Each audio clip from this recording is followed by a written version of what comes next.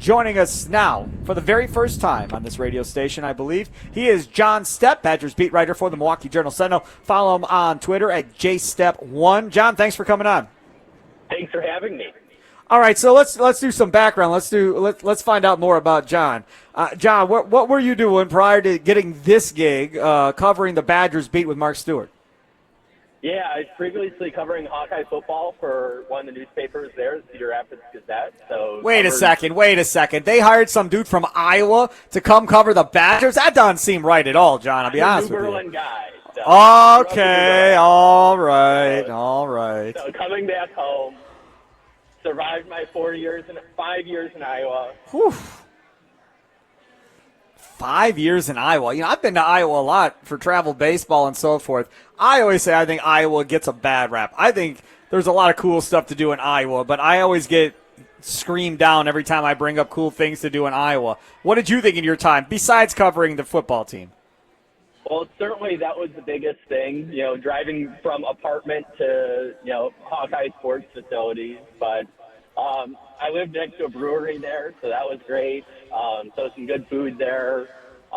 Easy to get places. You're like a 4-hour drive from everything, but much shorter than a 4-hour drive now to be back in the home state.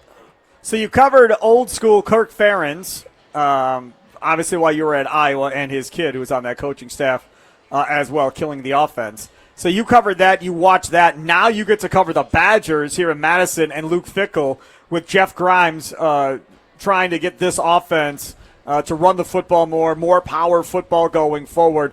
What's the difference as far as how they're running their practices, how they go about doing their things with the team between Fickell and Ferentz? Yeah, one big difference is just how open Fickell is in terms of Kirk Ferentz. He's a Bill Belichick disciple, and you don't really get too much of a peek behind the curtain this time of year, where, I've been on this job for a month, and I think I've been to almost as many full practices under Fickell, on the Badger beat than I was in 4 seasons covering Kirk Ferentz's program. So certainly a lot more open. In terms of what they're doing offensively, Iowa made a change last year, an offensive coordinator. They fired Brian Ferentz, Kirk Ferentz's son, and then they put in Tim Lester, who kind of has a Shanahan-style offense that has worked out well for them. But you certainly see similarities between how Tim Lester likes to run the ball, between how Jeff Grimes likes to run the ball, some of the wide zone things.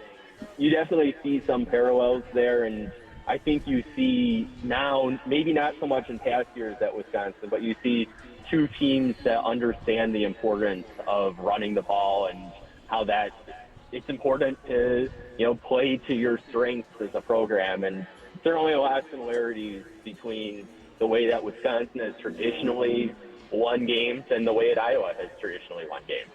Well, the way Wisconsin won games for so long were big, fat offensive linemen from Wisconsin pushing dudes around at the line of scrimmage, really talented, skilled running backs going to the NFL, really talented, skilled tight ends going to the NFL. And then for a while under Barry Alvarez and early years of Brett, you had a bunch of good wide receivers go in the league as well. That seemingly has gone away recently. But talk about, from a talent perspective, how this team matches up versus what you were just watching for the last 4 or 5 years. Yeah, there's certainly some talent coming in. Right now, everybody looks great when it's Badgers against Badgers. Of course, we'll have much more of a sense when you start to get into the schedule, which, of course, is very challenging. A lot of really good teams on it. Probably one of the hardest schedules in FBS this year. But certainly a lot of talent.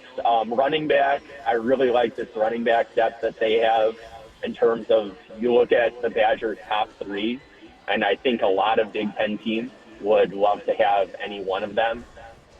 You look at the depth at safety.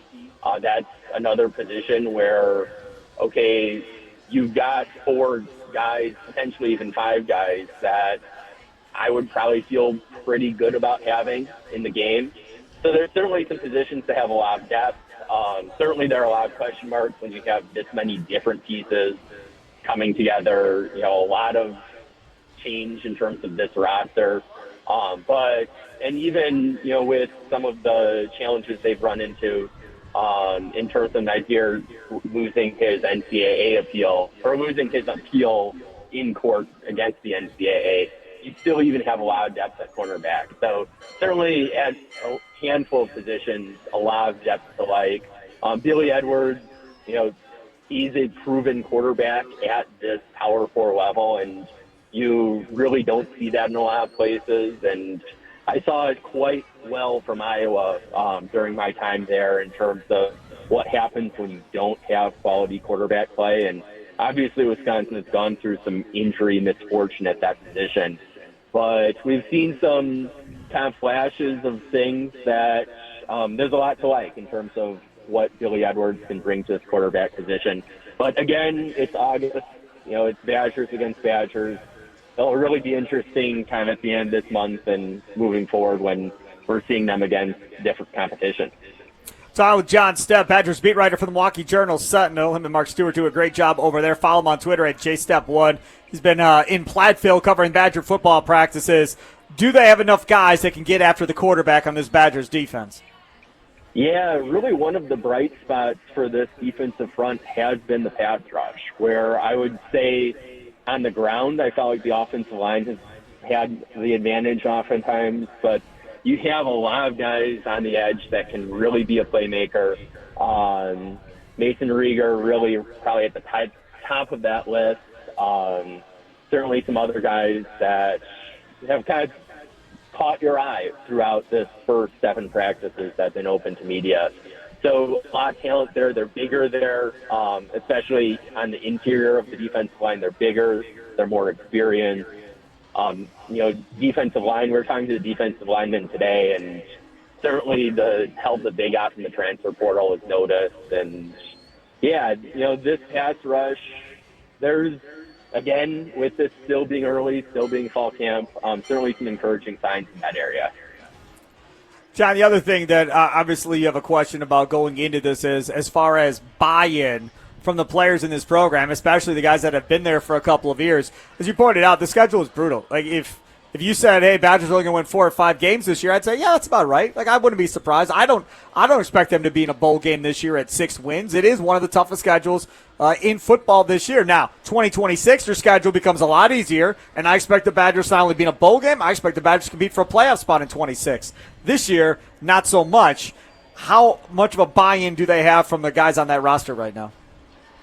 The question comes up a lot in terms of the difficult schedule, and they're quick to talk about how it's opportunities and how, competing against the best does make you better. So they certainly are speaking optimistically about the challenges of the schedule.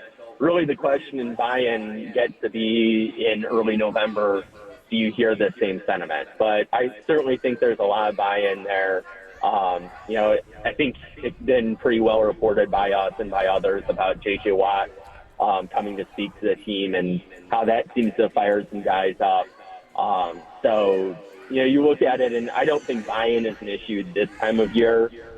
The question will be, okay, if they deal with some hardships with this schedule, kind of how can they kind of stick together in November? And certainly a lot of signs of good on-field chemistry now, but they're undefeated right now still. So that'll be an interesting thing to watch as the season progresses.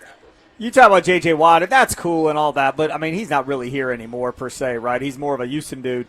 The one guy that I talked to on the air a few weeks ago before he went into the Wisconsin Hall of Fame is Joe Thomas. And Joe Thomas, when we had him on the air a couple months back, however long it's been, said that he was working with the Badgers offensive lineman one day a week. That is a huge instrument to have at your disposal if you're the Badgers coaching staff, getting, a Hall of Famer that played at that level and a former Badger working with your offensive line.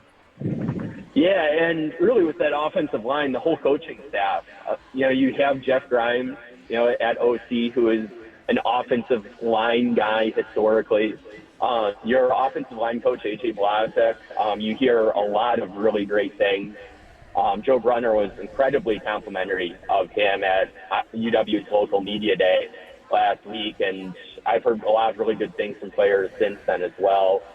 Somebody who knows how to coach guys and coach them tough, but not really crossing the line either.